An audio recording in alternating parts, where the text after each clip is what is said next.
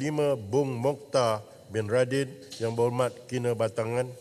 Tuk Ketua, anak singa bermain raga, soalan saya nombor 3. Yang berhormat Menteri. Selamat pagi, terima kasih Tuan Yang di-Pertua. Untuk makluman ahli yang berhormat, selari dengan usaha merakyatkan sains dan menginsankan teknologi, Kementerian Sains, Teknologi dan Inovasi atau MOSTI melalui agensinya di bawah sedang giat menjalankan pelbagai aktiviti dan program yang bersifat pendidikan bukan formal yang bertujuan untuk menggalakkan penglibatan golongan belia dalam bidang sains, teknologi dan inovasi.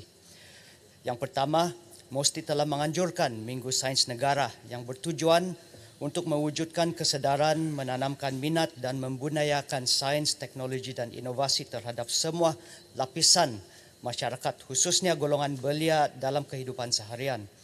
Sejak pelaksanaannya, Minggu Sains Negara mencatat jumlah kehadiran pengunjung seramai 6.41 juta orang meliputi pelbagai peringkat umur. Minggu Sains Negara akan diteruskan sebagai acara tahunan yang dilaksanakan dengan kolaborasi kerajaan negeri, institusi pengajian tinggi, badan bukan kerajaan dan pemain industri di setiap negeri menerusi pengisian program dan aktiviti secara fizikal dan secara maya.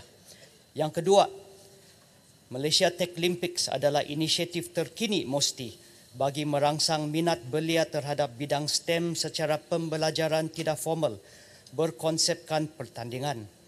Program ini juga sebagai langkah siap siaga golongan belia untuk memainkan peranan sebagai pelengkap kepada agenda STEM negara. Pada tahun 2022, Malaysia Tech Olympics telah berjaya mencatatkan penyertaan seramai 1.03 juta orang. Tambahan itu juga sebanyak 34.9 juta jangkauan digital di pelbagai rangkaian media sosial telah berjaya diperolehi. Bagi tahun 2023, program ini dirancang pelaksanaan mulai Julai dengan pelbagai penambahbaikan program menggunakan pengaplikasian teknologi terkini. Selain itu, MOSTI turut menggerakkan inisiatif Ruang Daya Cipta atau RDC di daerah terpilih seluruh negara yang sehingga kini telah menjangkau 15,000 penduduk luar bandar.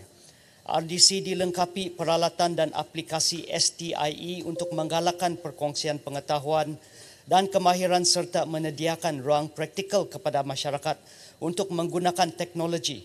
RDC dilengkapi kemudahan seperti makmal reka bentuk, makmal komputer, sudut inovasi, studio digital dan ruang latihan yang boleh digunakan secara percuma. Sehingga kini sebanyak 10 buah RDC telah dibangunkan termasuk 1 di Sandakan Sabah dan untuk tahun ini MOSTI mensasarkan sebanyak 10 buah RDC yang baru untuk dibina dan 2 daripadanya adalah untuk negeri Sabah. Pada tahun ini juga sedikit kelainan akan ditonjolkan di mana MOSTI akan menganjurkan program Kembara Sains Sabah dengan menjelajah ke 6 buah daerah terpilih di seluruh negeri Sabah dengan membawakan pengalaman sesebuah pusat sains dan planetarium kepada masyarakat di luar bandar. Program ini dijangka dapat menarik kehadiran seramai 10,000 orang termasuk pelajar, guru serta orang ramai. Selaras dengan usaha untuk memperhebatkan minat golongan belia dan pembangunan sains, teknologi dan inovasi, MOSTI juga melaksanakan program pengiktirafan saintis muda dan pengiktirafan kepada juruteknik dan teknologi tempatan. Pengiktirafan ini diharap dapat menjadi perangsang dan juga galakan kepada saintis muda tempatan untuk meningkatkan kecermerlangan, kreativiti dan sumbangan dalam bidang penyelidikan sains dan teknologi. Sekian dan terima kasih. Soalan tambahan yang berhormat Kinabatangan. Ya, Ketua.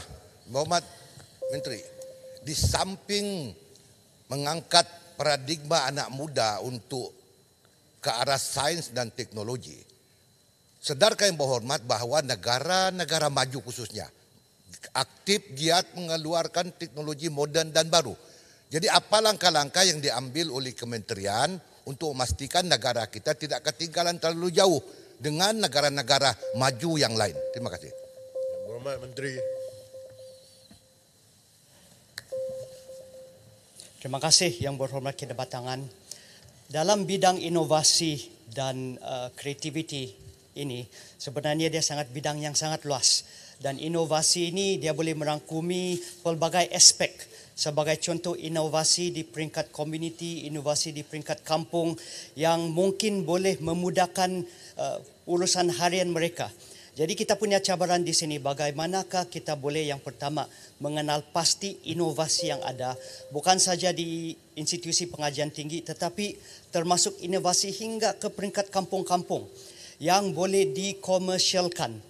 Jadi yang pertama kita kena kenal pasti dulu, adakah ciptaan inovasi itu yang boleh membantu hidupan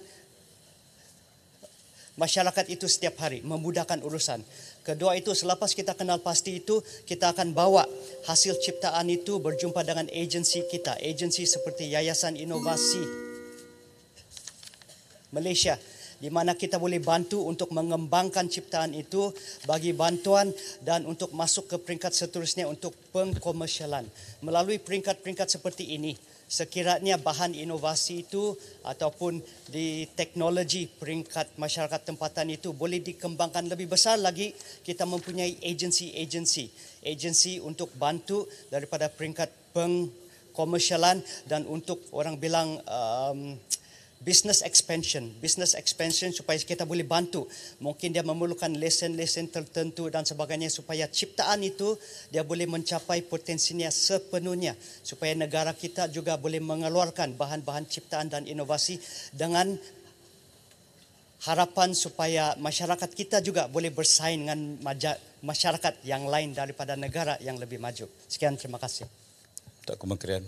Silakan Yang Berhormat. Terima kasih Terima Menteri atas jawapan tadi. Soalan saya ialah, yang pertama sekali, banyak inovasi-inovasi yang berjaya. Cuma bila dia tidak dikomersialiskan, menyebabkan akhirnya inovasi tersebut padam begitu saja. Persoalan saya ialah, apakah langkah-langkah kerajaan untuk mengiktiraf inovasi yang telah dihasilkan sama di peringkat sekolah menengah ataupun universiti. Sebagai contoh, baru-baru ini kita dapati sekumpulan pelajar daripada USM, dia telah mendapat kerjaan mewakili Malaysia ke persidangan penciptaan roket yang prestisius tinggi di Amerika. Isunya ialah mereka masih lagi mencari penaja untuk mereka pergi ke sana. Dan kita lihat bahawa mood sekarang kepada anak-anak pelajar dalam bidang sains ini menurun. Apakah langkah kerajaan untuk meningkatkan kembali minat mereka untuk mendalami dalam bidang sains, inovasi dan sebagainya? Terima kasih. Yang Berhormat Menteri. Terima kasih Yang Berhormat yang tanyakan soalan itu. Soalan daripada Yang Berhormat tadi, dia mempunyai dua soalan. Yang pertama adalah usaha untuk membantu kepada ciptaan inovasi tempatan kita. Yang pertama, kita ada pelbagai inisiatif daripada agensi seperti mana yang sebutkan tadi, dan juga pada masa yang sama kementerian kita juga ada menganjurkan beberapa pertandingan untuk kita minta supaya orang ramai termasuk pelajar itu dia sendiri ke depan untuk menunjukkan apakah ciptaan inovasi yang mereka ada. Contoh macam Malaysia Tech Olympics, program Innovaton dan sebagainya, di mana kita memberi ruang kepada anak-anak muda masuk ke televisyen untuk menunjukkan ciptaan mereka supaya kita boleh memberikan hadiah dan membantu mereka bagaimana mencapai potensi mereka sepenuhnya. Yang kedua, sekiranya ada ciptaan-ciptaan yang memerlukan bantuan, kita sedia untuk membantu. Datang berjumpa dengan kita supaya kita boleh mencari kaedah membantu pelajar ataupun ciptaan itu mencapai potensinya sepenuhnya. Dan ada lagi soalan daripada Yang Berhormat berkaitan dengan isu kemerosotan keminatan pelajar dalam bidang STEM. Untuk maklumat ahli-ahli yang berhormat di sini, masalah kemerosotan bilangan pelajar dalam STEM ini memang merupakan masalah yang akan diambil serius oleh kerajaan ini.